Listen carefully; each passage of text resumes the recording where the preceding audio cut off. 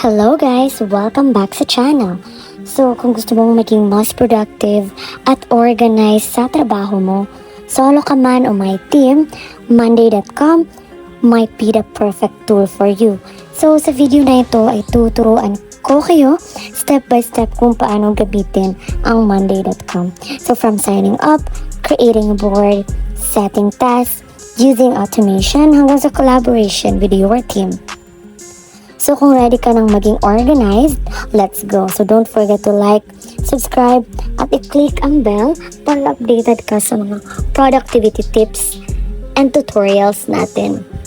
So ano nga ba ang Monday.com? So Monday.com is a work OS, meaning it's a centralized platform para ma-manage mo lahat ng trabaho mo just in one place. So for example, ang tasks, projects, teamwork, timelines, goals, and even CRM or content calendars. Imagine mo tong parang Trello plus Notion plus Google Sheets plus calendar in one powerful app. So pwede ito sa freelancers, teams, startup, at kahit school projects. So let's get started guys. The first thing you need to do here is pumunta ka lang sa Monday.com at i-click mo ang Get Started. And of course, you can sign up with your Google or email. And then next is choose your role. Kung either solo user ka ba, my team, or my agency. And then that's it. Set up your goals, maybe project tracking or content planning. So once nakalagin ka na, ang magiging itsura ng workspace mo. So, makikita mo sa workspace, ito ay parang isang kumpanya or team. And then boards ay parang siyang mga projects. While sa groups naman ay categories of tasks. And then items is for individual tasks. So, may column din dito which is customizable info like status, assignee, date, and files. So, here guys, pag gagawa kayo ng sample project, let's say parang isang YouTube content calendar, you just need to choose new board and then make it as a YouTube content planner. And inside each group guys, you can create tasks like tutorial or paano gamitin ang Monday.com. And then you can add columns like status, either not started or it is in progress or the work is done. And then the assignee kung sino ang gagawa. And then the deadline is the date picker. So, gamitin mo ang drag and drop para ilipat ang task between groups. So, parang siyang Trello style workflow. So, isa sa mga power features ng Monday.com ay ang multiple views. So, the views you can use are, first one is the main table view. So, para siyang spreadsheet style. While ang Kanban view naman ay a word style for task flow, and the calendar view is to shows deadline, and then the timeline view is more on a Gantt charts, and then the dashboard view is for analytics. So gamitin natin ang calendar view para makakita lahat ng video deadlines. Super useful naman kapag content creator ka or may tight schedules ka.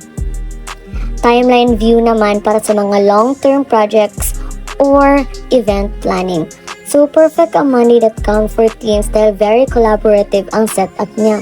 So, you can assign tasks per person, you can tag teammates and comments, you can upload attachments per task, you can create updates and notify via email or app. Makakapag-set ka rin ng followers para sa bawat task. So, kahit virtual ang team nyo, dito kayo magkakasama sa isang workspace which is mas organized, mas mabilis ang usapan. So, gusto mo bang hindi mo na paulit-ulit ginagawa ang mga routine steps? Makakagamit ka dito na tinatawag natin na automations. So, less admin work, more focus sa actual tasks. So, another great thing about this website, the Monday.com, is marami itong integrations. So, you can connect with a Google Calendar, you can connect either Gmail or Outlook, Slack, Microsoft Teams, Zoom, Dropbox, Google Drive, Excel, and then Zapier. So, halimbawa guys, may meeting ka sa Zoom, pwede mo iset sa task, then one click lang ito sa start. Hindi mo na kailangang lumipat ng app. So, sa Monday.com guys, may built-in documents din sila. So, para siyang tinatawag natin na Google Docs. So, It's used for meeting notes, guidelines, SOPs, creative briefs, content drafts, and then you can link documents to tasks, real-time collaboration, commenting in version history, and for dashboard naman, you can track task progress, you can view the total completed items, the burnout charts, time logs, workload view. So, napaka-perfect nito kung manager ka na gusto mong makita kung productive ba ang team mo or overloaded na sila. So, may app din ng money.com na super helpful kapag on the go ka, which is their features available is to view tasks, to update the progress, you can add comments, makakakuha ka ng reminders, makaka-attach ka ng files or image. So, available ang app sa iOS at Android, productivity anytime, anywhere. So, bago tayo mag-wrap up guys, here are pro tips and mistakes to avoid, no? So, for the pro tips, gumamit ng template kung gusto mong ng mas mabilis na setup, though you can also start from scratch din.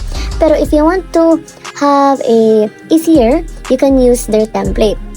And guys, set weekly goals sa start ng board. Mag-color code ng priorities. So, may different colors sila na makakapag-set ka ng priorities mo. And use notifications wisely para di ka ma-spam. And of course, create a master dashboard for overview. So, mga common mistakes naman tayo guys. Overcomplicating boards with too many columns. Forgetting to update task to test. Not assigning deadlines. Ignoring automations. So, keep it simple sa simula. Then scale as you grow. So, when you go deeper into advanced automation guys, if you really want to make your Monday.com board feels like a magic, ito na yon. Advanced automation examples is, for example, you can set it into when the status changes to waiting for review, manonotify ang supervisor. So, mayroon din tayong when a new task is added, makakapag-auto-assign ito to the project owner. So, may task submission ba kayong galing sa clients o coworkers? You can use form view para may structured data collection. So let's say you are managing a creative team, you can make a content request form para sa ibang departments. And kung freelancer ka, ito ang example setup mo sa money.com. You can make a board which is client project groups.